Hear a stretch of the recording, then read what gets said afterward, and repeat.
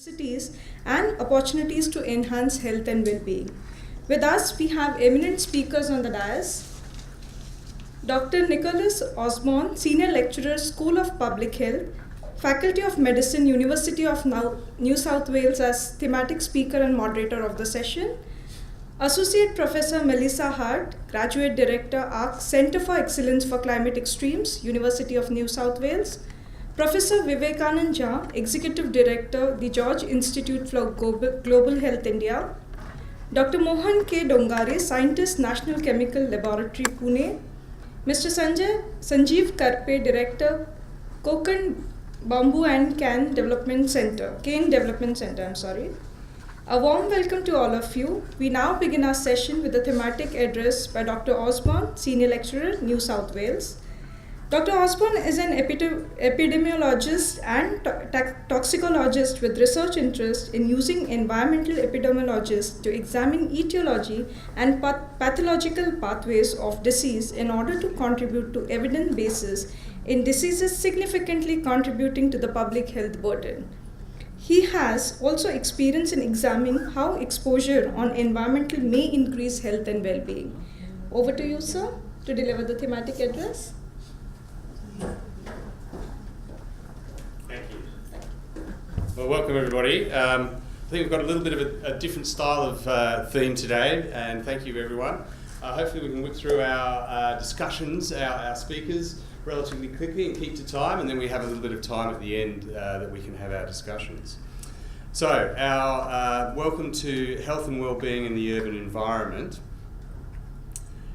My second title here is How Long is a Piece of String? Because of course what we're dealing with here is health and wellbeing, which is an incredibly large subject, and we're marrying it together with the urban environment, which is also a very large subject. So we've got lots to talk about, what we could talk about, but hopefully I'm going to characterise this theme a little bit and give us a little bit of focus. I thought I'd start off with a definition of health and wellbeing. WHO had quite a nice tilt at defining it in 1948 as a state of complete physical, mental and social well-being, and not merely the absence of disease. So we're not just talking about disease here, we're talking about people living full lives that are healthy. So your physical environment is going to affect your health. We already know that where you're born, so the postcode that you were born in, determines how your life might turn out in many instances, especially if you think at the population level. There's a range of exposures, both exposures from outdoors, from indoors.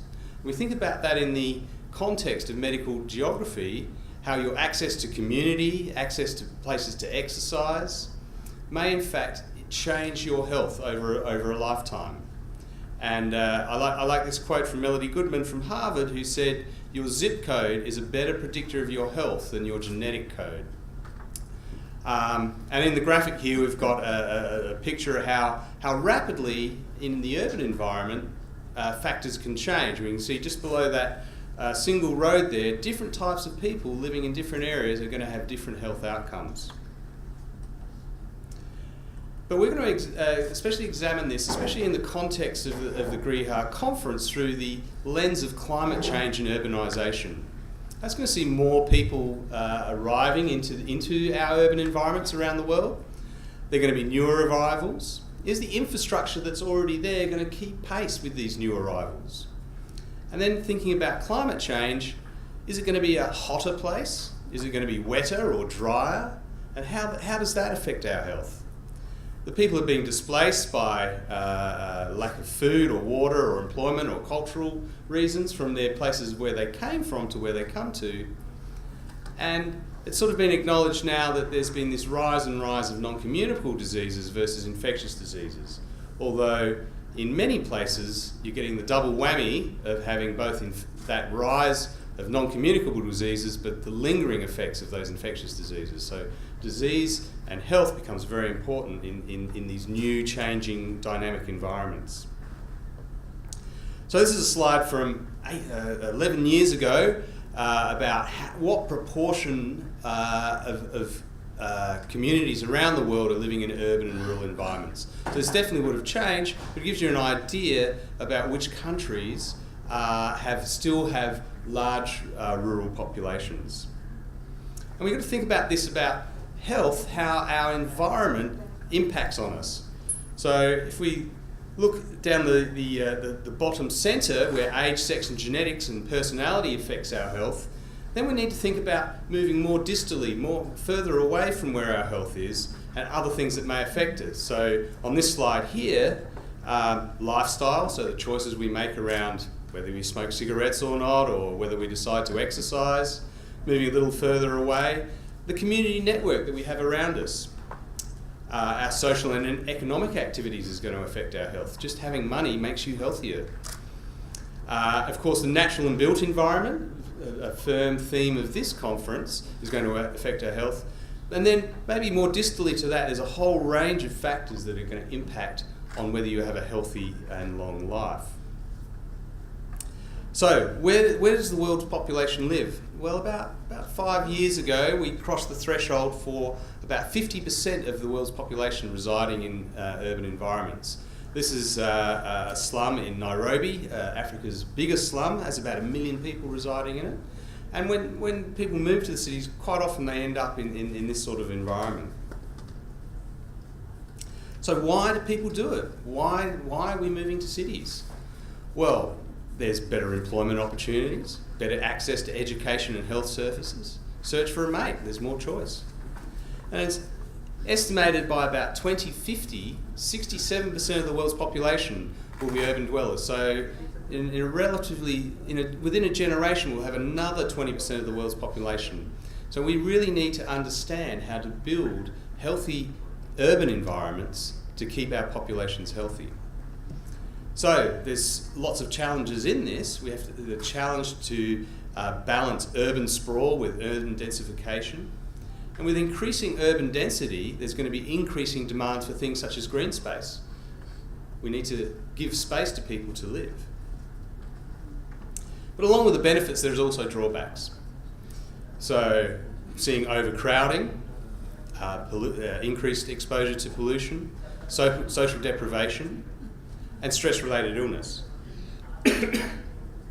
And in low to middle income countries, the rise of what we were termed Western diseases, so those non-communicable diseases, the big five like cancers, asthma, diabetes, heart disease, mental illness.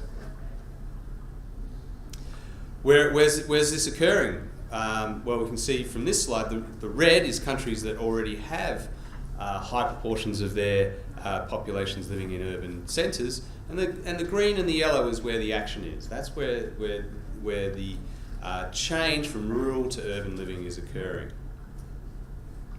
So we've been talking about this rise of non-communicable diseases and the reduction in infectious diseases, but it's not just as simple as an urban-rural divide. New communities are growing up, described as peri-urban. So on the outskirts of those large centres are areas that are both a little bit rural, a little bit urban, and these are going to have their own peculiarities that we need to take into account as well.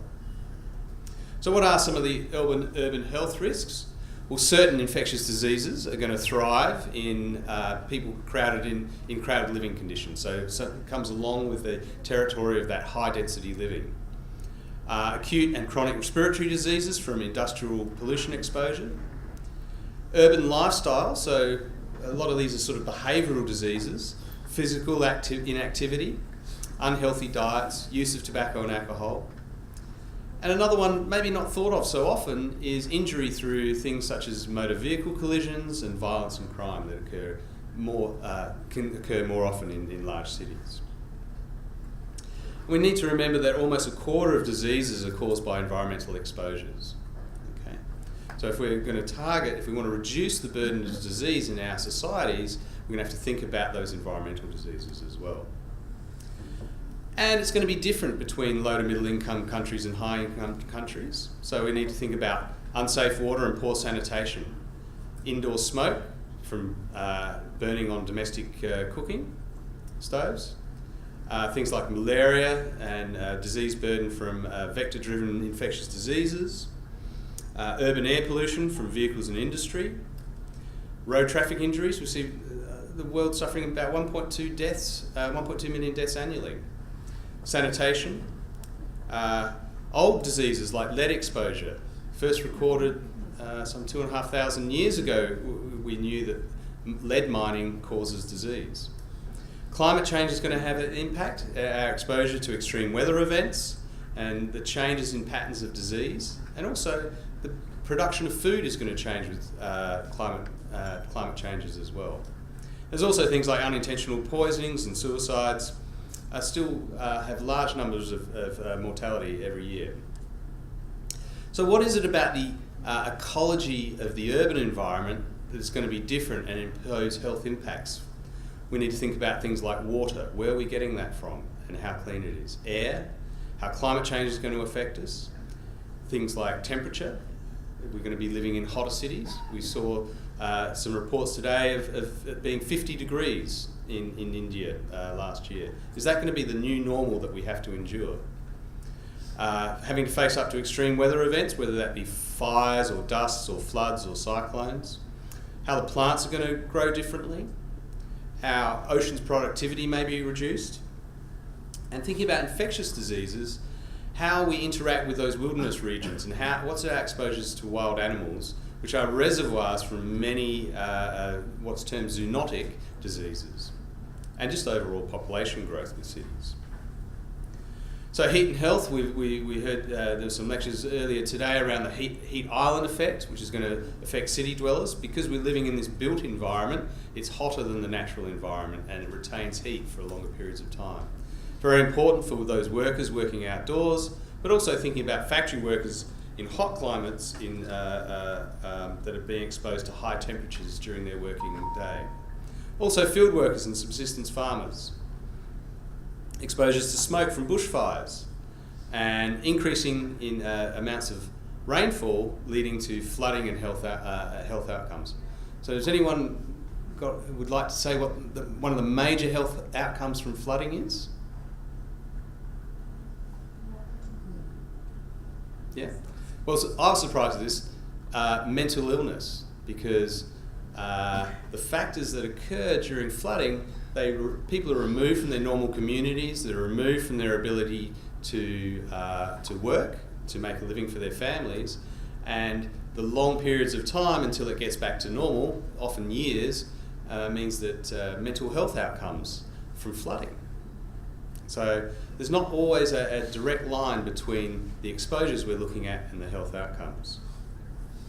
Things such as the heat island effect, so faster temperature increases in urban areas, especially around minimum temperatures, and then in heat waves it stays hotter for longer, and hotter at night time seems to be quite an issue as well.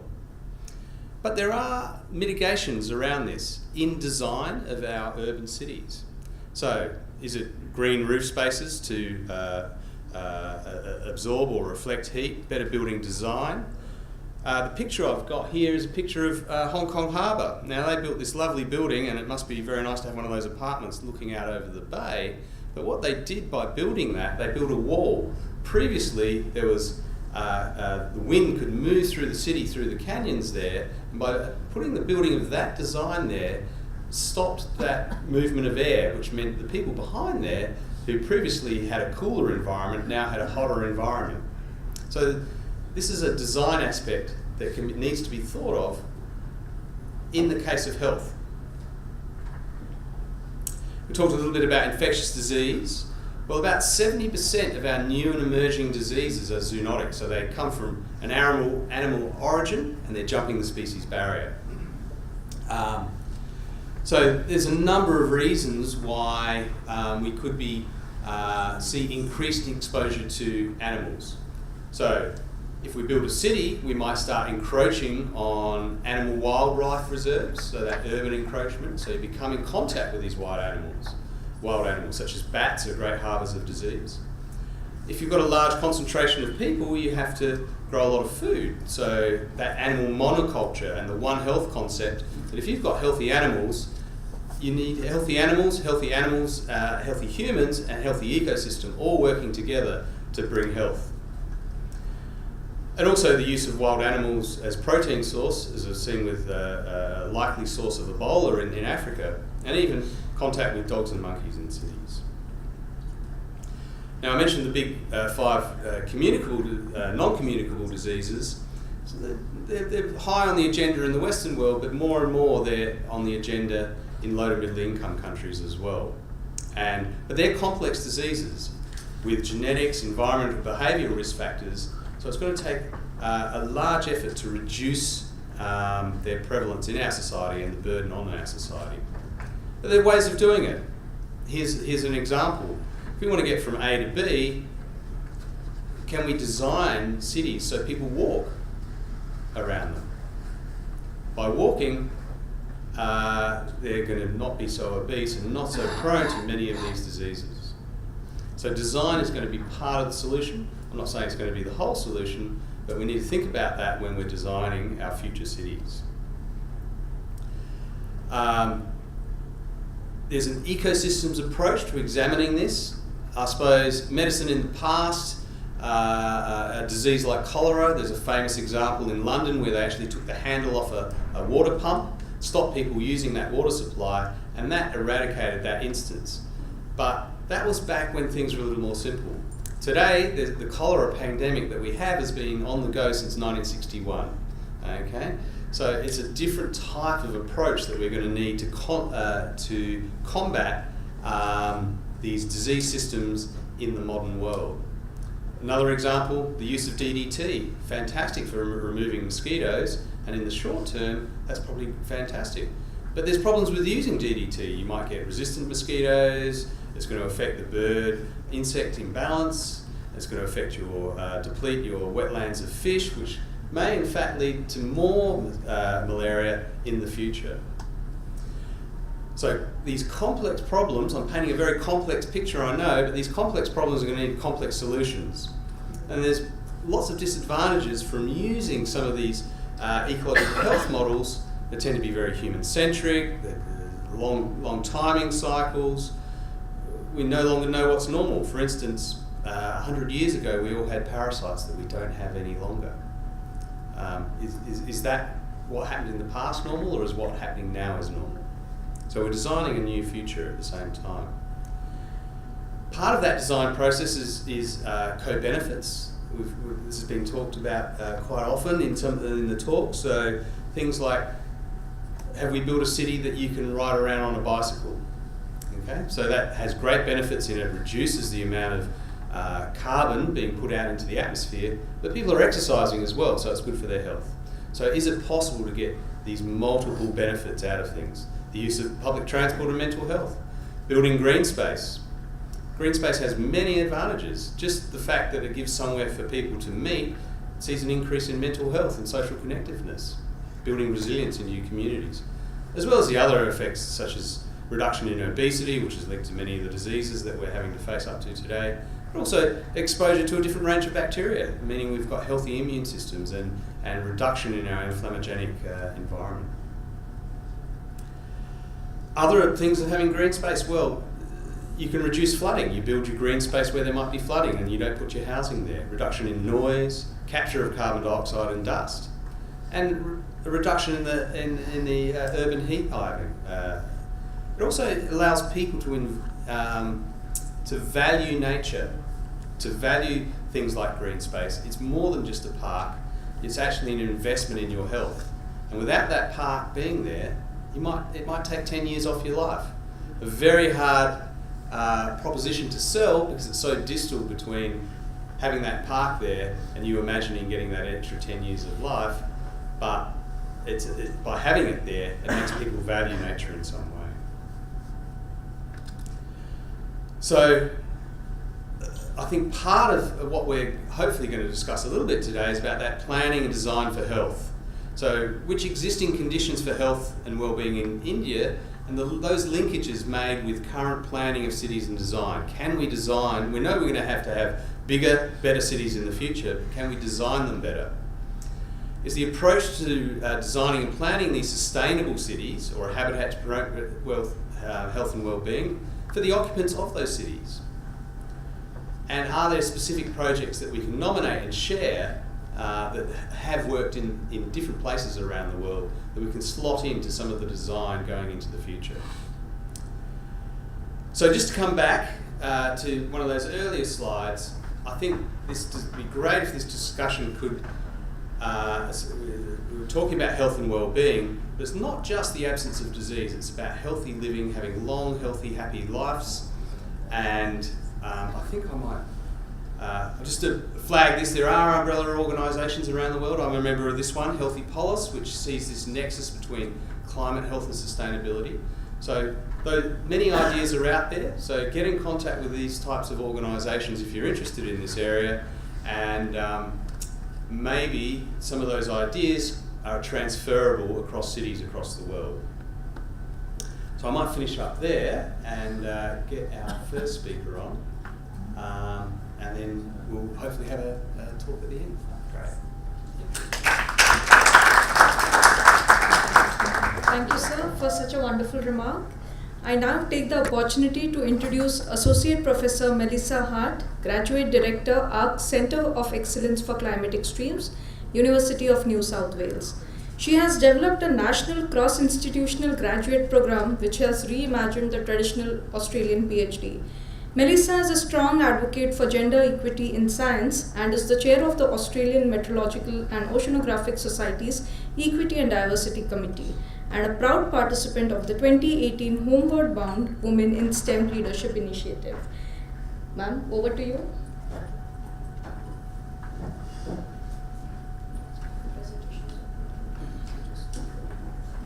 Perfect. Thank you. So I'm going to talk about some of the environmental factors that can influence our cities and the inhabitants of our cities, and then their health and well-being. So particularly extreme climate and air pollution.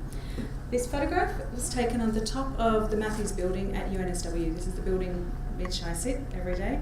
It's where my centre is located. It looks out nicely over the city. You can see this is actually quite a typical day for Sydney. If you're looking at visibility, it's quite clear. We can see the city skyline, and we have quite low air quality on the normal day in Sydney.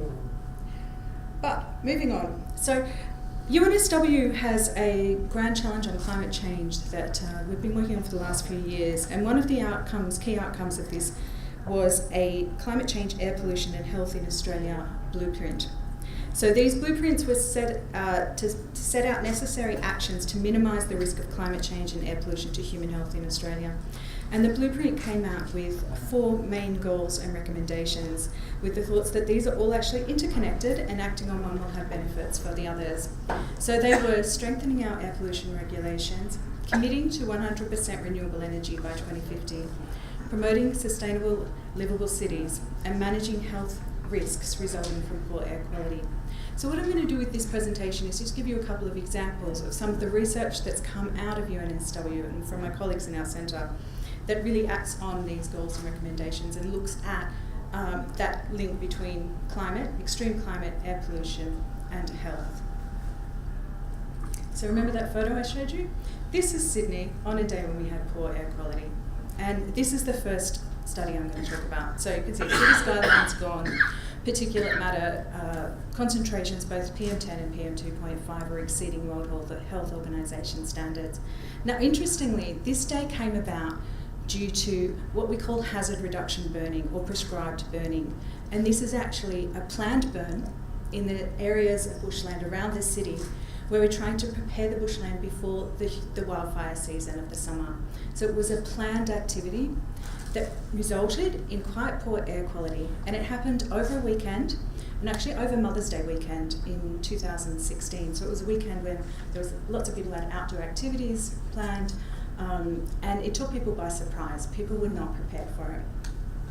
So just to give you a feel for air quality within Sydney, most of our air quality exceedances are due to fire. So they're either due to wildfire or they're due to these planned burns as well. These days we have very few exceedances due to just sort of transportation, industrial activity. Tends more to be from fire and things like dust storms. So wildfires, they're a part of the Australian landscape, and they do result in a loss of life, property damage, and they're difficult and expensive to control. However, one of the management practices, as I said, that we do use in Australia is this hazard reduction burning. So this reduces the severity of bushfires And areas treated by hazard reduction burns have increased by 45% up to 2016. So this is activity that does take place quite frequently. These two plots here give you an idea of the timing. So on the top left, we have the monthly frequency of wildfire days. So you can see we're Southern Hemisphere, so towards the end of the season, spring and summer, we start to get come into wildfire season. I will say that this is actually pushing forward each year, but we do find that this is a spring-summer time of activity. For these prescribed burns, these hazard reduction burns, these usually take place in the autumn and then spring months. So it's in order to try and get the bushland really burning off a lot of the undergrowth, so that if we do have wildfires, it's to reduce their severity. So it's definitely a seasonal factor there. And just to give you a spatial perspective as well, you can see Sydney in the middle of the plot, and the air quality monitoring sites that we have around the Sydney Basin are the blue triangles. All of the red dots are prescribed burns, the areas that we've undertaken these burns between 2003 and 2015. And you can see that there's a lot around the urban area. So and there's a lot around the urban area, particularly because we've got bushland around there, but also it's to try and stop the encroachment of these fires on the urban area where we have houses and people living. But there's often this case where we do have these burns, which are planned burns, resulting in really poor air quality. And it's a really fine balance here between wanting to undertake these activities that can reduce severity of wildfires that are naturally occurring, but also wanting to undertake these activities but also not have a detrimental effect on our air quality, which will then have a detrimental effect on human health. And it's tricky because those meteorological conditions that are best for undertaking these burns, because you want them to be really controlled, you don't want a big wildfire to take off, are also the meteorological conditions that are conducive to poor air quality. So it's tricky to tease out when the best opportunity is to do these burns. So there's challenges here with fire management, but also the health implications. So as I said, we're now seeing longer fire seasons under climate change. So that means we've got less time for these prescribed burns. But then if you look at the deaths, and I should say I've heard some stats this week around deaths from air quality in India, and they're just another order or two of magnitude above what the numbers I'm showing here. But do bear in mind that we're looking at a country with a population of 25 million. So, take into account population differences between Australia and India. And I would also say that one excess death due to poor air quality is one too many.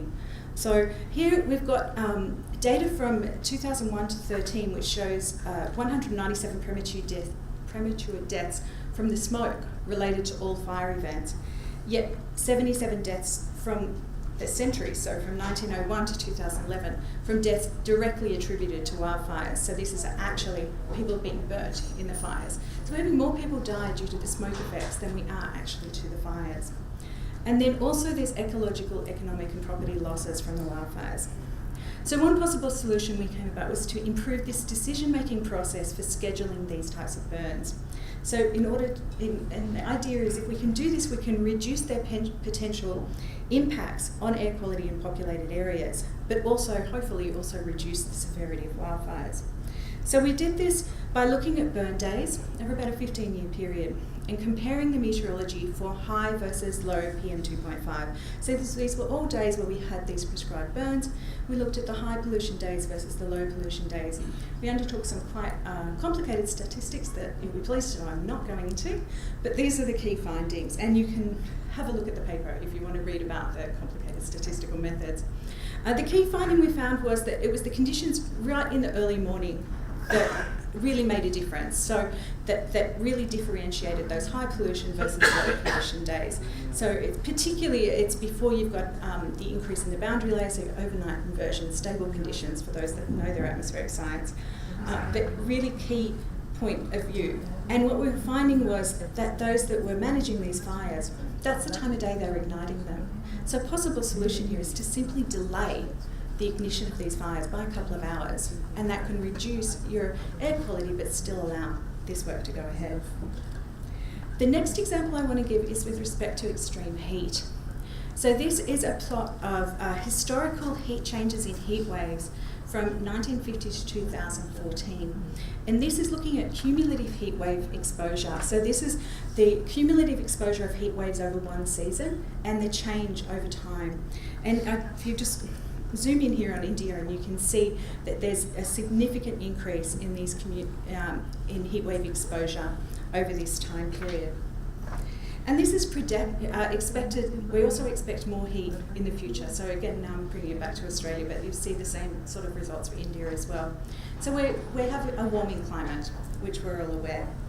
But we also said, as Nick said, we also have this issue around urbanization, where the majority of us live in cities. So we have a warming climate, we have urban heat island effect. So this plot is showing the temperature difference if you have simulating the climate where you have no city versus if you put the city in. So it actually quantifying the urban heat island effect here. And you can see the quite strong urban heat island effect, particularly in our summer months.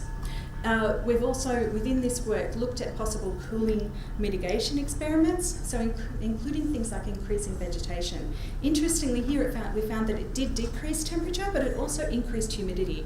So that's something to bear in mind as well. I'm not saying we don't include vegetation in our cities, of course we do, but we do need to bear in mind that the impacts on humidity as well as temperature in our mitigation. And this is important as well when you're looking at heat. So this during lunchtime, or if it's a day when really they should stay inside because of the air quality in their school, or if it's it might influence the use of the air conditioner systems within the school, whether they should make those decisions. So really giving agency back to the public and to principals, but also educating the next generation on the use of this data and the importance of this type of data. So that's me. Thank you.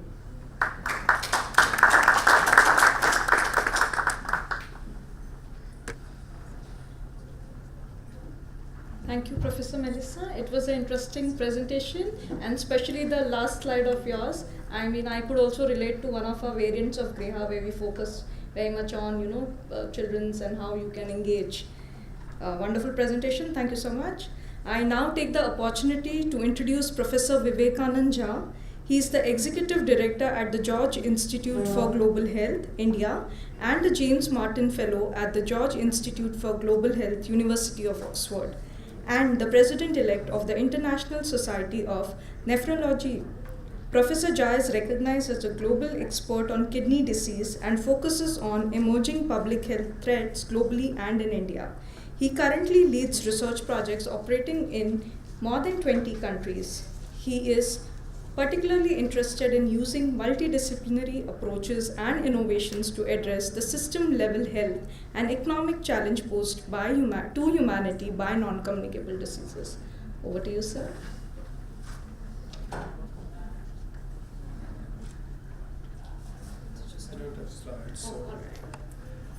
Thank you very much, and I'd like to thank the organizers of the event for a point of view, especially health systems point of view. So you have heard from Dr. Osborne's lecture about the impact of climate change, environment, urban planning, etc. on health. But I think if we go a little bit more into the interaction between environment and health, which has been recognized traditionally in terms of the effect of environment on infectious disease outbreaks typically, and even now as climate change is really in full swing, there has been a fair amount of research on what the climate change will do, adopted by which was proposed by the United Nations and has been adopted by almost all the countries. The Sustainable Development Goals talk about universal health coverage, and so we need to really look at this in the context of universal health coverage, which is one of the component of which is catastrophic healthcare expenditure. So what does all of this mean in terms of individuals' healthcare expenditures and so on and so forth? Just to complete the background, we also are very close to a time, not too many days away from the Astana Declaration, which came a few weeks ago, which laid primacy on primary healthcare as the main tool on which countries and various governments need to organize their healthcare systems around. So with that background in mind, let's look at what environment is doing to health, and specifically the issue around climate change, air pollution, and so on. So quite often our conversation in the effect of health on our environment is limited by simplistic and very obvious associations. For example, heat may be increasing the risk of people getting dehydrated and developing complications related to dehydration. Air pollution, since we inhale air all the time, so air pollution having effect directly on respiratory health and so on and so forth. But now there is data emerging on the effect of these associations with conditions that we wouldn't have intuitively understood. For example, the effect of air pollution on heart attacks and strokes is now well recognized, but it is going much beyond that. I am a kidney doctor, and it came as somewhat as a surprise to us that people using epidemiological methods have demonstrated, starting from China, which was the world leader in air pollution until we decided to take over, as we often are going to do to China in many things. Most of them are not good. So China has shown that a number of kidney diseases are directly linked to the level of air pollution in that particular geography, which comes as a surprise, and that gives a sort of a spur to other disease researchers to try to find such associations. And so obviously these are all associations, and causality is not established. We need to do different kind of studies to establish causality, but at least that gives us an environment, or because of some other reason. How do they interact with the healthcare systems? And our healthcare system, that is where comes the issue of understanding. It has been left largely to private sector, but this big area of urban slum has been almost completely forgotten. People living in urban slums are not wealthy enough, rich enough to be able to afford private healthcare, and they don't have access to the reasonably well-defined rural healthcare delivery system which has been developed, and so they sort of fall through the cracks. And they are the ones who are perhaps most exposed to the vagaries of environmental degradation that is taking place in our environments. So if you go to urban slums, I'm sure many of us would have at least experience of urban slums, and see how all aspects of environment are neglected there, which starts from water supply to sort of household pollution, indoor use of various kinds of indoor fuels for cooking, drainage, open drains, and so on and so forth. There are a number of things that perhaps you understand much better than I do, being students of all of those. So, and then a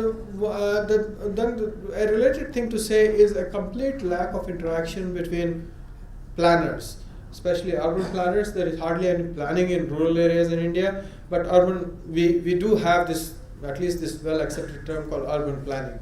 So a complete lack of interaction between urban planners and healthcare, both healthcare policymakers and people who design healthcare delivery. So they just don't talk to each other. Dr. Osborne did describe how appropriate urban planning can contribute to better health in terms of at least chronic diseases.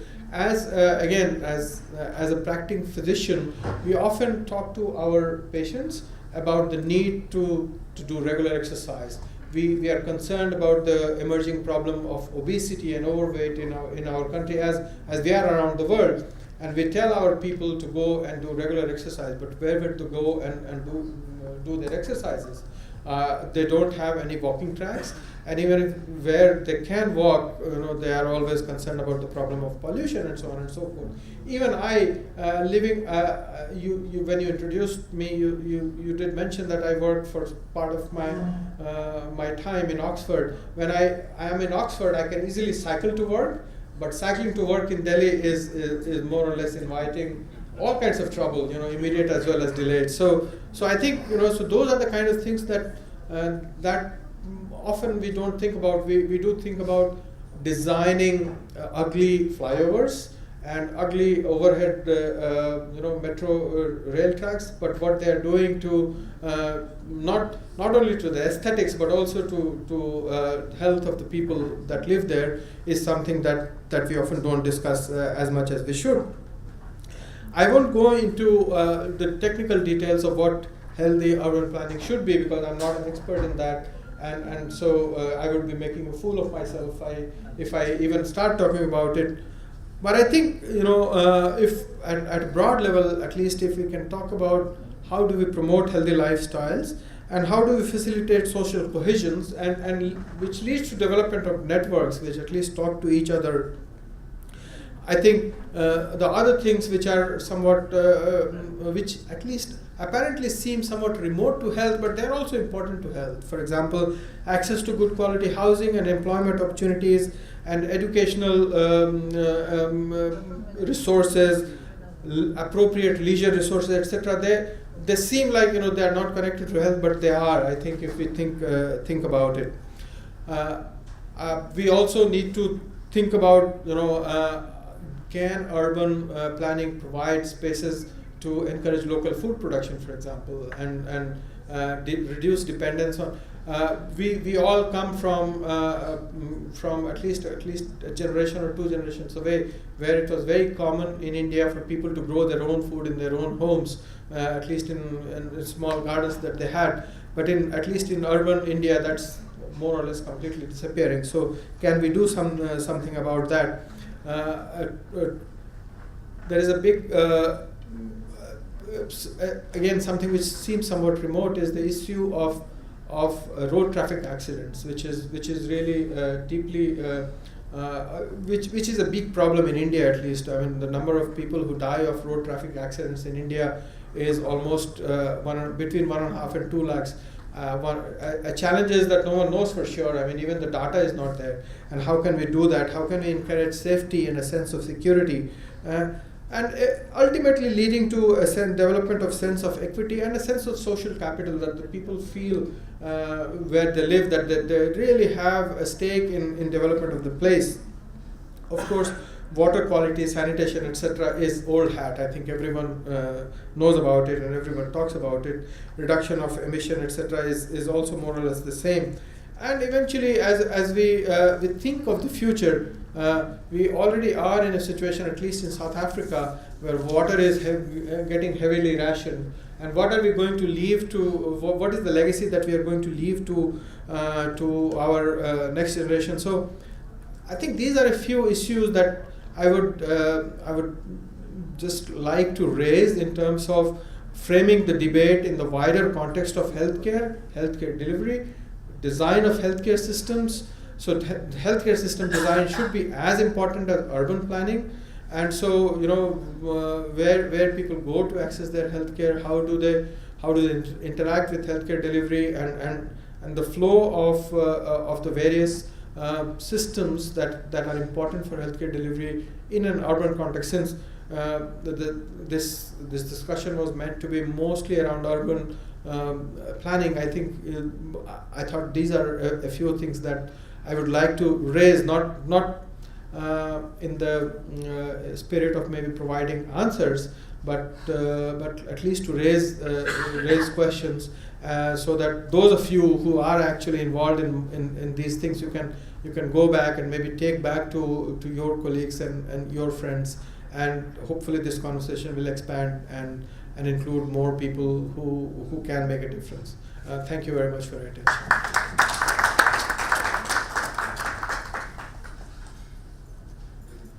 Thank you, Dr. Jha. I think you have very rightly pointed few very important questions for us to really think on, that how do we address when we are actually planning it with respect to the design as well as the health and well-being of the occupants.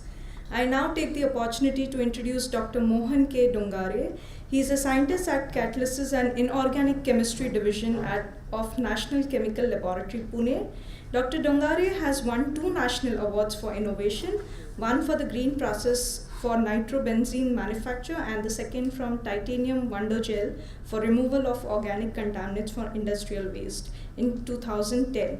This innovation was selected from amongst 465 innovations from all over India. I think this deserves a big round of applause. 2 national awards for Sir.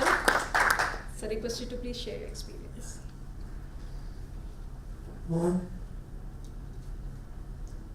Good afternoon, everyone. And first of all, I would like to thank the organizers of GRIHA Summit for giving me an opportunity to share some of my results, what I am working on.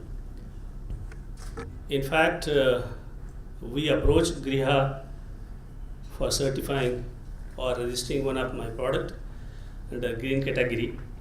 And when I sent my papers to GRIHA people, particularly Ankit Bhalla and others, they said, "Sir, why don't you attend the conference?" So I said, "Yes, it will be a pleasure, but please do a favor for me." So they said, "What?" So I said, "At least give me some small slot of 10 minutes so that I can share my results and my technology with others, so that I can get the feedback and comments from experts, because I'm not from building area, or I'm not architect, or I'm not a constructor, or I'm not a businessman also. But then what I feel that when I'm working on certain areas, I look always from scientific angle. If there is any problem, can I solve this problem through my chemistry? Because I'm a chemistry person, so I always look at that, okay, if there is some problem, do I have any solution? Or can I use some other materials? Because when I'm attending this conference, I'm learning a lot of things, that green building, everybody talks about green building, carbon zero, whereas in chemistry we talk about green chemistry. So green chemistry means you are using non-renewable renewable materials, no effluent, zero discharge, zero liquid discharge. So similarly, when I look at the green building, somehow I'm not able to get that exact concept of green building, but it's okay. So friends, today I'm going to share some of the work which I'm carrying out for the last 6-7 years after my retirement. This is the material which I came across during my research work. These are, this is a little bit, it's a chemistry part, but slowly connected to the environment. So this is a polymeric titanium oxide nanostands. It's a nanotechnology. We call Nano Coating. And this Nano Coating has got 2 applications. One is for building protection, and second is for environmental applications. Since you people are involved in green building, association and implementation of those norms, I thought that I should share these results with you for your comments. So background of my presentation would be, I will give a little bit of air pollution, because already the subject is known. Then depolluting technologies now, air pollution and human health. Depolluting technology is what we are using now at the moment. Then the new technology which I am going to propose, it's not new. Internationally it is being implemented for the last few years. What is the international scenario about this technology? Then I will brief you about my technology. And then finally we will share our results, and then we will tell about what are the future plans. So we're in the stage of commercialization. Some parts already have been commercialized. When I was invited for this GRIHA Council, and then when I went through their website, because I didn't know about GRIHA, to be frank with you. When I gave my product to one of the company, they said, "This is the best product for building. Why don't you register with GRIHA, because they will promote this, because they will understand the importance of this." So when I read these first few lines, the global community finds itself at a critical juncture. I did not read it again, but I liked the one sentence. The environmental, we all recognize that succeeding in the attempts to mitigate climate change, control greenhouse gas emission, and combat various environmental issues is not down to one person. So it's a very important thing, and I really liked it, and then I said I should attend, because they nicely drafted it, and it is about being resilient with collaboration being the key ingredient that makes it all possible. So friends, this is the main crux if you want to really work on environment. Environment is not for one person, one community, not for even one country. So everybody, for example, in Paris, people have signed in 2015 or 16, I think something, 196 countries, they signed an agreement. So everybody knows about this. Just last week only it came in the Times of India in Pune edition. And this is ICMR report, Indian Council of Medical Research. And they say nearly 50% pollution death is under 70 age, 12.4 lakhs deaths in India. So all data is available. I will not go into the details. So it shows the gravity of the problem. That pollution is so important. If you don't take care of it, people are going to die, and we need to take some urgent action. This was another, I was surprised when I see these figures. It clearly says that if you happen to be in Delhi, and if it is your pollution level below WHO, I mean the Health Organization, then you will see that you are living 10 years more. But if your pollution is more than 10, I mean WHO guideline, then you are going to die 10 years before. And this is a study which has come from some reputed university from Chicago. Not only the deaths, but actual performance of the human being, particularly children. They say that PM 2.5 makes them 78% more prone to ASD. I mean, Dr. Saab is there, he will comment more on such kind of things. I am not a person to comment on this. Then air pollution can affect brain too. Hit verbal and math skill studies. This study again from Peking University and other places. So I will skip these slides. I will come to the what are the exact pollutants which we are afraid of at the moment. PM 2.5, PM 10 also, but I think PM 2.5 is more dangerous. NOx. This NOx is nothing but NO and NO2 together. VOC, volatile organic compounds like formaldehyde and benzene and so many things. Carbon monoxide and SOx. So previously we were not knowing these pollutants and what are the problems. But you see recently for last few years, most of the laboratories in India, for example IITM in Pune, there is a project called SUFFER. Every day we get the news that your PM level has gone up, index has gone down, this, that, so many. And finally, he is my good friend in IITM. One day I went to him and I said, Big sir, every day you are monitoring this PM control, so many things. And you tell always me that it is very dangerous to live in Pune. I said, what next? You are just measuring. And you are frightening me. I said, it is better not to measure if I cannot do anything. You see, ignorance is always better. Then at least our mind is not afraid of those things. So what happens to most of the laboratories around, they just keep on measuring. This index has gone up, it is very dangerous, okay, these, then what are you going to do? Then we do normal things, tree plantation, this is okay. I mean, preventive measures, but it is not exactly that when I see the NOx, I can convert into harmless gas. Do I have the technology?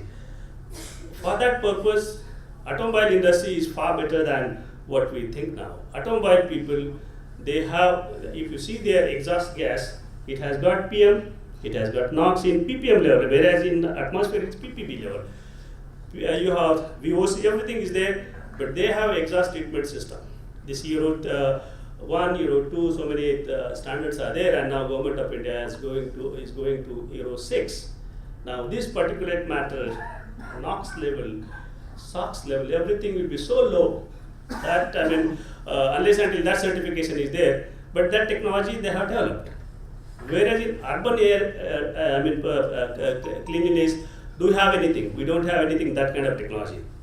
I mean, if you see the diesel engine, if you see the automobile gasoline engine, people have technology, they have developed, they have worked on that. Because I am a part of it, because I am working on catalytic converter, so I know what are the problems.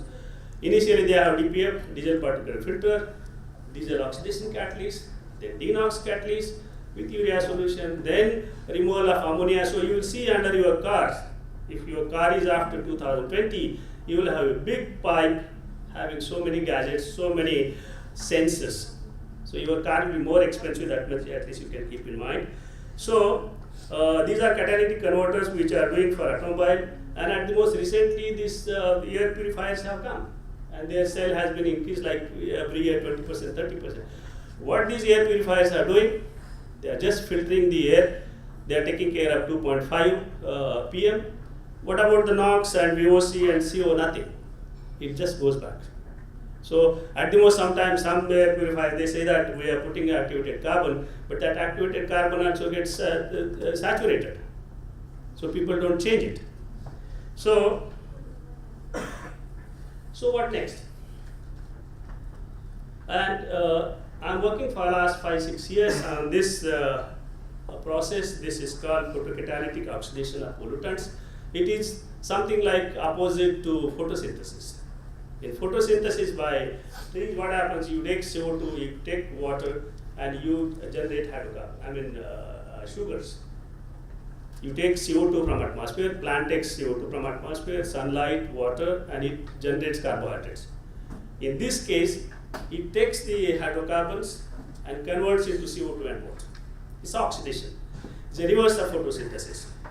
It's a bit, and a lot of work is being done all over the world. The photocatalytic TiO2, that material, when it is a nano size, it creates electron hole pair. Basic chemistry is something different, which I will explain. There are 9,000 patents and 34,000 scientific publications all over the world.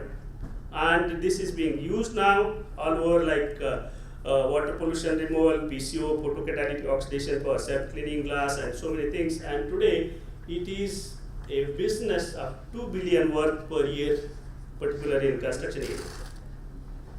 If you see the basic chemistry, it's the TiO2, which has got the band gap of 2.9 electron volts. It's a little bit chemistry and physics.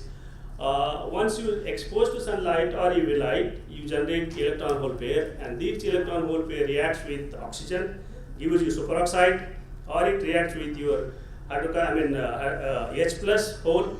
It reacts hydroxyl radicals, and both these radicals are very, very active, and they react with NO. With hydroxyl radical, it gives NO2. NO2 again is oxidized to HNO3, and finally this HNO2 reacts with calcium oxide from the cement. So gaseous NOx is fixed up with calcium oxide in the solid form, and this calcium nitrate is what soluble. When there is rain, then the surface layer of calcium nitrate gets washed away. So you are depolluting atmosphere for NOx. Whereas if you take other hydrocarbons like VOC is oxidized to CO2, H2O, and for example, this is self-cleaning material. Self-cleaning in the sense this has got a hydrophilic surface. Hydrophilic surface means when you put water on that, the drop doesn't form, but you form a film. When you form the film, the dust particles which are sitting on that, they get washed away. And I was very happy to see that this Cente exhibition which we have seen, they are coating this TiO2 material on your big sheets which are there on your something like one big stadium is there, and there is the PTE coated sheets which are covering, and they are coating with TiO2. It is a self-cleaning material, so it doesn't allow the dirt. Okay. Now, if somebody is interested to see what are the literature effects in this is a review in 2015. It gives that treating groundwater, drinking water, industrial wastewater, air and soil pollution, water disinfection, industrial pollution. These are the areas it has covered. Anybody can go through this literature. Then this is another nearly 6-7 countries from Europe. They are working together. They have coated the whole tunnel in Brussels by using photocatalytic film, applied the UV lamp, and they found out that the NOx level, VOC level, and other levels have gone down tremendously. Okay, what is the international scenario? This technology was used by NASA. They invented, it was invented in Japan, but actual practical application was done by NASA. So what happens in their space shuttle? People are staying there, or there is a wet atmosphere. Some microbes or some pathogens, if they are around, they will grow. So in that case, what they do, this is the air purifier, which takes care of all. What it does, it removes all the, for example, I will read this bit. These hydroxyl radicals leads to the removal of aeroside, oxidizes, mold, spores, mycotoxins, bacteria, viruses, VOC, and ozone on contact with. So this is the technology which was used by NASA people, and now it is commercially available with general people, and this is now used very regularly in wineries. In wineries, people store wine in that wooden tank, and then you have atmosphere. But then this removes all the things and keeps the air clean. These are the companies: Crystal Active, Pure TI, Japanese company. Ital Cement has done a lot of work in Europe. This Photocat. And now you see these are the areas where they have applied. For example, there is a search in Rome. 7 years before this has been coated, and when it was coated, that time they have taken all the readings of the surface, as building construction people take, strength and reflections and so many things. After 7 years or so, it is as good as it was before. Then tunnel in Rome. Then this is a police station in Bordeaux, France. So these are the areas they have used. Then this is another theater in France. And this is the Air France headquarters in Charles de Gaulle Airport in Paris. It is totally coated by TiO2 because in the airport you have a lot of hydrocarbon, unburned hydrocarbon. They come on, sit on the surface of the site, and they damage the building from the external surface. So this has been coated on that. It's a very interesting example which I came across. This is a May 2018 stories. This 25-story building has been coated, which is near Manhattan, by the same company, Pure TI, they say. And this coated building, they claim that this will clean the atmosphere, which is equivalent to the atmosphere cleaned by 500 trees. One building. And it is as good as 2,000 cars you are taking out of the road. So 2,000 car, whatever pollution they create, this one building keeps on removing that atmosphere, that pollutant. So this is the kind of technology people are talking about. This is the commercial things which I told. This is $2 billion industry now. So our technology, I came across with this material. How much time I have? Maybe a few minutes? Okay, thank you. So I came across this material when I was working on certain projects. This is a material which I am going to present to you, talk to you. This contains 99.7% water and only 0.3% solid. Since it is nano, the solid content is very low. Second thing, if you talk in terms of chemistry, it's 1 mole of TiO2 and 1,000 moles of water molecules. They are sitting together and they are still viscous. I'm not able to give the explanation what is the nature of water there. Viscosity is 8,000 to 12,000. Zeta potential is minus. It's a highly negative charge, a surface charge. It's quite stable, very active. And this is how it looks. This is the left side, which is a original material. I'm able to change the material property by doping with gold nanoparticles. Gold nanoparticles are pink in color. So this is how I can shift the optical absorption. Because for example, this will work in something like 450 nanometer, which is in visible range. But if I put it to gold, it goes to 540 nanometer, completely in the visible range. Okay, still better. If I put something like platinum in this, it goes to the black side. So the whole light atmosphere, the whole light spectrum is absorbed. So it's more active. If you see this tunneling electron microscope TM, if you see the last image, this is 20 nanometer size image, and you will see these are bundles. That means 6-7 bundles, they are together. And if you see very closely under magnification, these are of 1 or 2 nanometer diameter, 30 to 40 nanometer in length, and they are together. And when you add to the water which is encapsulated inside goes out, and you get this kind of a dispersion of this material. And since being negative, I put methylene blue in this. The whole methylene blue is absorbed on the surface, and it settles down. For example, this is basic magenta. If I put the this gel in basic magenta color, the color gets absorbed, it settles down, and when I expose to sunlight, the color gets degraded. So it's a photocatalytic effect, and I can reuse it again. So this is the technology which I am going to propose, that it's absorbent, color effluent, color effluent, and this color removal, and again goes back. So this is for effluent treatment. And when you talk about nanoparticles, nanotechnology area, people talk only few milligrams and grams. It's very expensive because the preparation is very difficult. So in our case, we have mastered this technology, we have scaled up, and we can go up to even 100 kg, 1 ton quantities. So what I did then, okay, this was for liquid treatment. This was thin film coating. Actually, when I was in Connecticut with my son, in his garden I saw one stone, natural stone with green mold. I had the material, I just put with my hand on the right side. After 2 days, you will see that the total mold is disappeared. So it's anti-mold, anti-fungus. Okay? This was a black mold.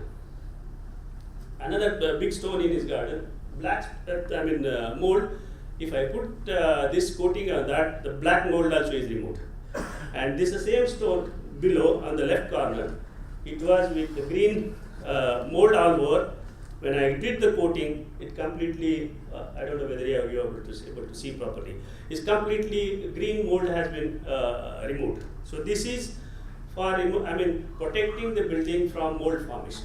Normally, all the new buildings, when they are exposed to rain and a different atmosphere, you will see that mold formation during rainy season. And when the rainy season is over, the mold gets dried, and finally all buildings, they become black. So, and once it is black, carbon formation, you cannot do anything. You have to remove physically or with acid treatment and things like that. But once you apply this coating on that, you won't see any mold formation. For example, I work in my house, and this is on my terrace. This is 2 years old story. 2 years before, when I coated this terrace with small patches, you will see that wherever there is a coating, there is no mold formation. It's completely clean. Whereas there is no more, coating, you can see that it is something like a black mold formation. So I was excited when I see this, because you see, I'm a chemist. I didn't do biology and things, but these are things. These are actual observations. Then I could make this film hydrophobic by adding some silicones in that. So hydrophobic. Initially it is hydrophilic. Now I can make hydrophobic also. And then this hydrophobic film doesn't allow water to percolate in that. It takes away the dust also. It's very interesting. My nephew Rishikesh is here. He said, "Uncle, we will try one more experiment." We put the dust on the coating and just flush the water. The whole dust has been taken by the water. The dust doesn't stick to the wall. You can see very nicely. And after just washing it, the whole dust it goes out. Similarly, in the same case. Then one of the company I talked to them, they said that they have coated this Bombay airport by POTI only on some part. I said, "Why did you coat there?" Then he said, "Sir, this PM 2.5 contains nearly 40-50% of oil. So once it sits on that, it becomes sticky. The surface becomes sticky and you cannot clean." Then I got an idea. I said whether my material will work for it. So he got the lubrication oil, diesel engine from his car. He said, "Sir, we'll try this." If you see the left petri dish, the oil is there. I put my gel on that, and you can see slowly, when it's kept to the sunlight, after 3-4 days, the whole gel the whole oil has been degraded. It's a very, very, very active and strong material, oxidizing influence of light, no energy, nothing. Similarly, then we did one more experiment. I said, liquid phase is okay, leave it. We took the coated part, put the oil on that. It's a stain, we can see on the top. After 2 days, you will see that no trace of oil. So then I thought, because when I talked to this IIT employee, he said, "Mohan, we are not more interested in CO, VOC and NOx. We are more worried about PM 2.5. I said, "Okay, let me see, just 1 minute. This is the last slide." Then I was looking in the literature whether somebody has used this photocatalysis for degradation of PM 2.5. And for my surprise and for your information, you see the paper which was accepted in 25th September 2018 and published on October 9, 2018. What it says that PM 2.5 contains organic carbon 1, 2, 3, 4, different carbons they have analyzed with that. And it has got elemental carbon also, EC1 and EC2. Now, this is the mechanism what they have given. They took the silica fiber, the filter which they use for filtering 2.5 ppm, and when it is exposed to UV light, they use UV light, you will see that on the top there is a coating On that you have nanoparticles of TiO2, and after exposure the whole thing goes to CO2 and H2O. And you will see the results here. With only filter, there is no degradation, there is no decomposition of PM2.5. But with TiO2, nearly 90% organic carbon has been removed. Only elemental carbon has not been removed. Then I said, can you give me your the filter? So he gave me the filter, and then I got the filter. This filter also we could get within 2 days removed. So we tested this material at National Chemical Laboratory, Pune, for CO, hydrocarbon, NOx, and VOC, and we could find that all CO 98% degradation, propylene as HOC, VOC 100% degradation, NOx 100% degradation, and these values are something like 30,000 times more because you are in ppb range. We tested for ppm range. So this is the product which we are going to use. Then this was tested by private industry for air purification system. Normally with UV, they don't get denox and other things. With our material, the efficiency of air purifier was increased by nearly 50%. And this is the patent which we have filed for the product. And these are the areas where we are planning to apply this product: air purification, smog eating, deodorization, aesthetic of the building, self-cleaning properties, or this area. Okay. And if you see now finally the cost analysis, international product is something like 10,000 rupees a kilo. These are commercial figures, and we want to be more affordable. This cost is the only factor which is limiting the wide applications. And you see, this is the company which is using. So they say something like 70 cents to $1 per square feet.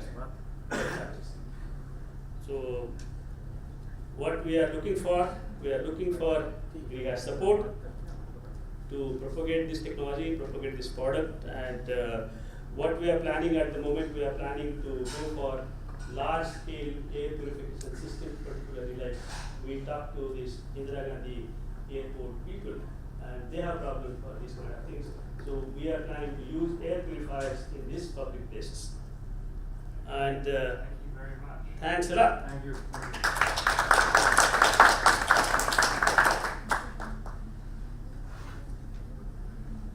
Okay. Yeah. Yes.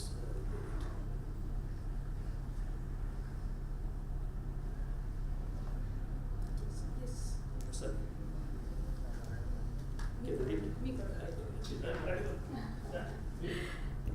Thank you, sir. It was really very interesting to know about your invention and this product. I'm sure we will soon have it registered under GRIHA product catalog. Now, going to the next speaker, I take the opportunity to introduce Mr. Sanjeev Karpe. As founder director of Konkan Bamboo and Cane Development Center, he has developed a self-sustaining institutional ecosystem in bamboo products by developing facility for designing, prototyping, producing, and marketing bamboo products. He had put systems in place to link marginalized bamboo producers to large lucrative markets. He has drawn a blueprint to carry forward its replicable model to new locations in India and developed an entire product line for prefabricated bamboo construction, thereby creating an entire ecosystem of supply of bamboo products in India. Karpe sir, request you to please take 10 minutes to complete your presentation. Thank you so much. Good afternoon, everybody.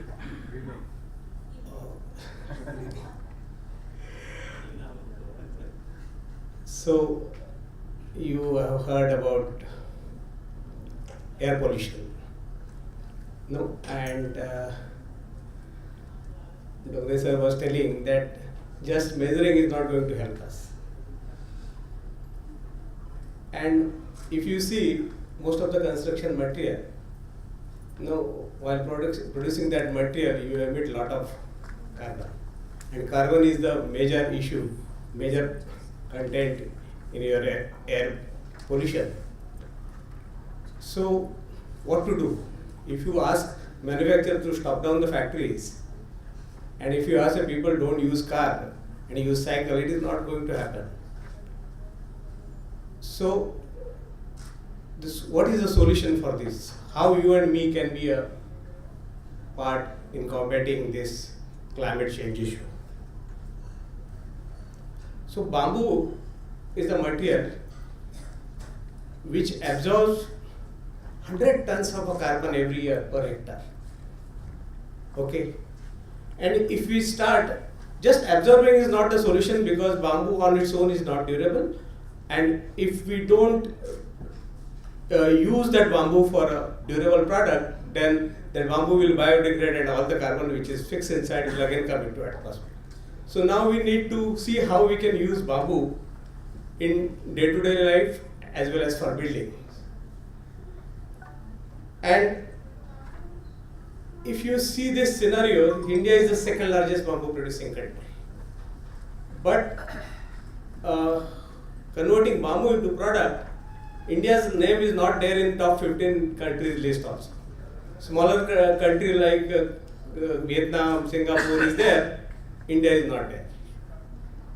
So if you see abroad, bamboo is a nicely used for as a construction material. So we see all this type of picture, even big stadiums done with bamboo, multi-story buildings in bamboo, large auditoriums and buildings in bamboo. So such a nice work we see abroad. But what about India? In India, we see typically bamboo is used like this for construction. We talk a lot about ecotourism, but the typical bamboo used for tourism also is like this. Government decided to promote bamboo, and in Madhyanchal Bhavan, Madhya Pradesh government decided to have this demo structure, ground plus 2, to motivate people to use bamboo. So this was the plan, and actual construction is like this. Okay, and this is the interior of that building. So I think that this is a very good demotion done by a government to convince people, please don't use bamboo for construction. And it's not only about government. This is a structure by Jindal in Bellari's, it's a high profile structure, and they have used bamboo like this.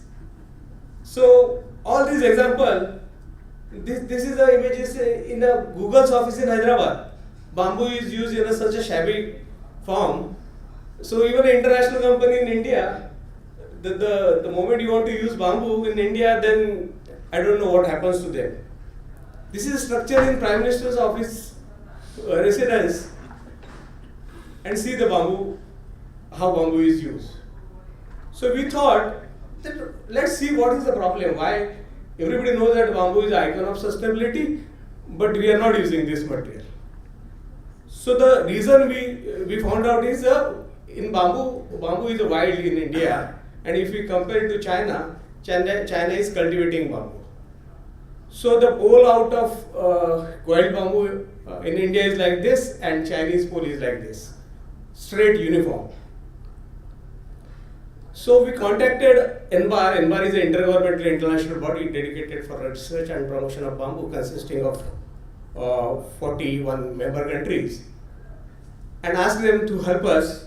And we found one NGO called Konkan Bamboo and Cane Development Center in Sindoor district of Maharashtra, which is on the border of Goa. So we started with giving training to farmers how to grow right bamboo, and it took us 3 to 4 years to reach to level where our farmers started doing proper farming of bamboo. And result is this, that left side you see typical Indian bamboo, and the right side is a pole grown by our farmer in Sindoor district. Then bamboo needs to be treated for enhancing its durability. So we had a facility to treat bamboo, and then we thought that let's try to convert it into construction material. So we had a facility where bamboo is converted into prefabricated construction components. So we started with the simple landscape elements, because in India, if you see any builder using landscape for landscape elements, he don't use bamboo. He prefer using either metal or cement and then clad it with either wood or. So we said that at least have landscape element in bamboo in our country. So we started doing that, and then we trained our artisan so that the bamboo can be easily nicely bent and molded. So people used to ask me whether this is a pipe or bamboo. So this is absolutely bamboo, work done by us. And we showcased that yes, bamboo can be used like this also. And then slowly we started getting orders from tourism industry, and we graduated into making cottages and a different type of cottages, and tourism, we got good response from tourism industry. But the only limitation we had is people used to call us, oh, you are the people who make bamboo hut. So I said, sir, it is not hut, it is a cottage. So, oh yes, bamboo hut. So that hut word is always with us, and whatever, how good structure you make it, you are the guy who make a bamboo hut. But then we got a chance to build this India's largest bamboo structure, which is 10,700 square feet in Hyderabad for one builder as a clubhouse. So that gives us opportunity that yes, bigger structure can be made in bamboo in our country. And this structure is having 82 feet of a span, and that gives a needed confidence to many people that yes, in India also we can make good structure which can give value for money for the client. Now we are building one building near Mumbai. This is a nature interpretation center for one of the builder in near Mumbai. And process of doing this is of course prefabrication of a component in our unit like this. Then we actually assemble that components in our unit, and then again you have to remove it and pack it and send it through a larger container or trailers. This is one building which we are doing in Karnataka. This is for Rajrajeshwari Temple Trust. This is a banquet. 600 people sitting capacity marriage hall, completely in bamboo. And after doing all these things, people started asking us that, okay, this is a good start, but can we really be competitive enough to compete with in the international scenario? So we got a chance to work in Maldives for one resort. This is the specialty restaurant which we are doing for them, and these are the images of actual work being done with bamboo.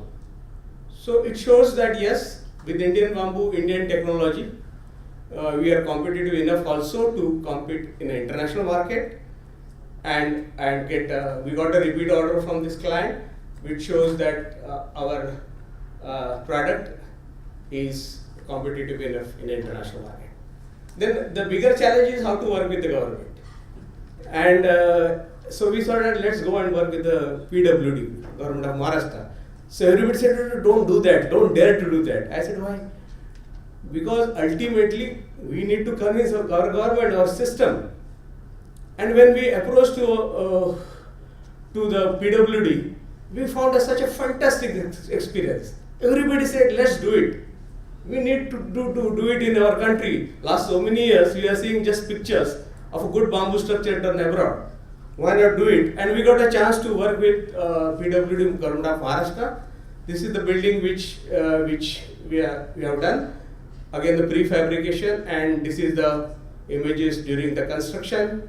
This is around 4,000 square feet of a building for Government of Maharashtra. Roofing material is also bamboo, flattened bamboo. And these are the images of a final finished building.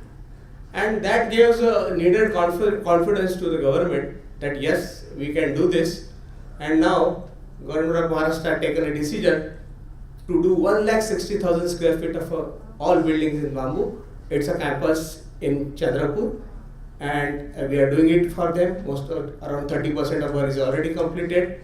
And now I am very sure that because government is also convinced, they are supporting this type of activity, bamboo can be a mainstream building material for our urban cities also, and we need to really take it seriously and do it ourselves. Thank you.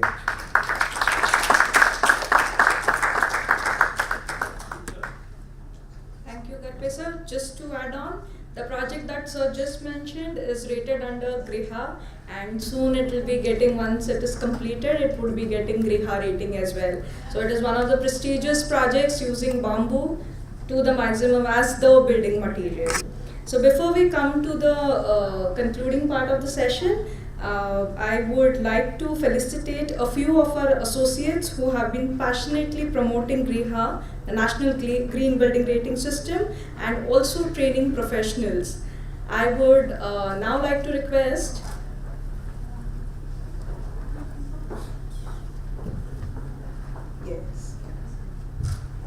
So I myself, I'll do the honor, or I'll request Dr. Osborne to. Can we ask questions? Oh yes, but okay, all right. I thought you would want to leave, but that's good. We can. So we can take few questions, and sir can probably summarize it also. Okay. Well, thank you everyone. Thank you for our excellent speakers. We don't have a lot of time. But maybe we could have one or two questions. I believe the session finishes at 5:30, which is about now. So I think it's, but we're not expected to cross the lawn for another 15 minutes. So maybe one or two questions. So why don't you fire away to start us off? Thanks for conforming to Indian Standard Time, Dr. Osborne. We're always trailing by half an hour. It's kind of like a national policy, I guess. 2-3 questions.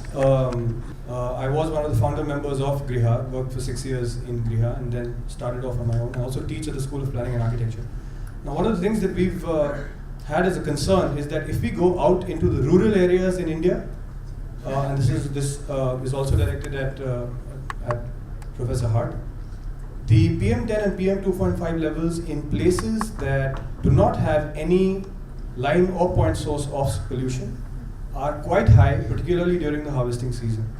So one of the questions that we have to ask, which is something that we have always done in GRIHA, is that we have always questioned the baseline that, let's say for example, WHO or the United Nations or the United States has raised, because we've realized whether it's to do with the thermal comfort, whether it's to do with thresholds for anything, in India or in the Southeast Asian region, we need to reconsider and relook at the baseline.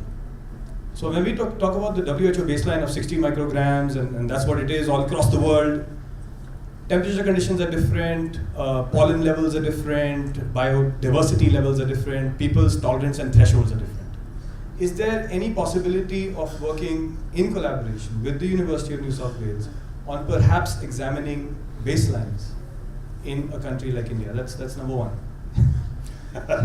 Okay, I'll give you one more. Number two, Professor Hart. You shared the SWAC project, which is something it's identical to a project that we are working on right now in Delhi with one of the chains of schools in Delhi. We are developing a micro, meso, macro, short-term, medium-term, long-term environmental quality measurement plus action plan to deal with it, right? Is there a possibility of, again, based on your experience with the SWAC project, perhaps working in collaboration through the GRIHA Council with the University of New South Wales to do that in Delhi? Because the first thing that we're proposing there is also a parent-involved monitoring network, which is cloud-based, where we measure 7 parameters, including VOCs, PM2.5, yada, yada, yada, and then developing a systematic plan to tackle each one of them in the manner that the European Commission did starting 1998. So they've systematically phased down benzene and then toluene and then so on and so forth. So perhaps that is something that we could replicate in India as well, and would you be open to doing that? These are the two questions that I have immediately. So designed for the world and may not be particularly pertinent. There may be peculiarities of a geographical region or of the genetics of a population that they're put upon. And I'm all for review of these things to see if there's something in there. But there's other things to consider as well. What is the mortality age in rural India versus somewhere that has clean air? Is it lower or higher? It's lower. I don't think so. It's very good to review these things, but once you start picking them apart, sometimes you find that they're there for a reason. And things like a WHO guideline, quite often, there's 100-fold difference between the exposure and you actually seeing the health outcomes. That 100-fold difference is there as a safety, because a lot of it, quite often, is derived from animal data, and then you're applying to humans, and you also want to have a safety threshold in there as well. So while review is probably, I think we should be an ongoing review over time, they are there for a reason. They didn't just make those numbers up and thrust them on you.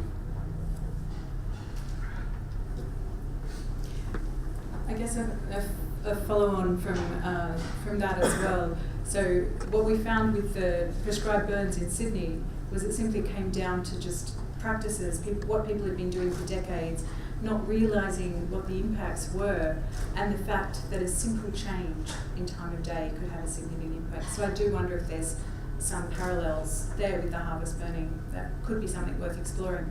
With respect to expanding SWAC, so I see SWAC Sydney as city number one. So I have this dream of having monitoring stations in all Australian schools, but beyond that as well, and more than happy to have those conversations. We were lucky enough to go to the Australian High Commission last night, and I was talking to one of the staffers there that works in education and research here in Delhi, and was talking to her about the project, and she was very keen to continue conversations, so that might be a way going forward. Okay, thank you for that question. Do we have any other questions from the floor, or indeed from our panel? Okay, I think everyone's tired after a long, busy 2 days, and we might call the session to a close then.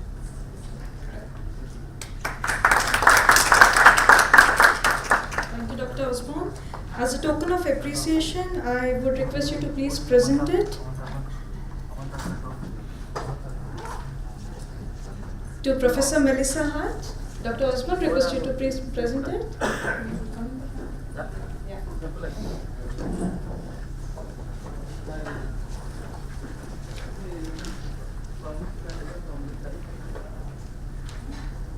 Round of applause, please.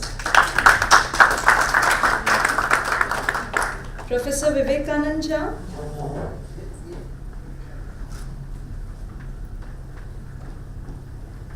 Thank you. Dr. Mohan K. Dongare.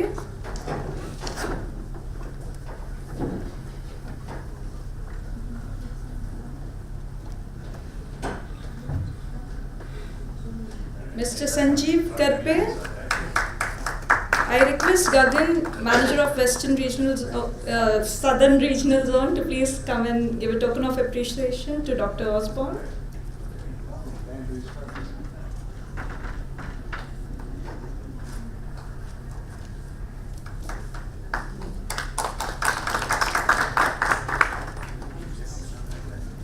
These paintings showcase Gond art, which comes with the belief that good image brings good luck.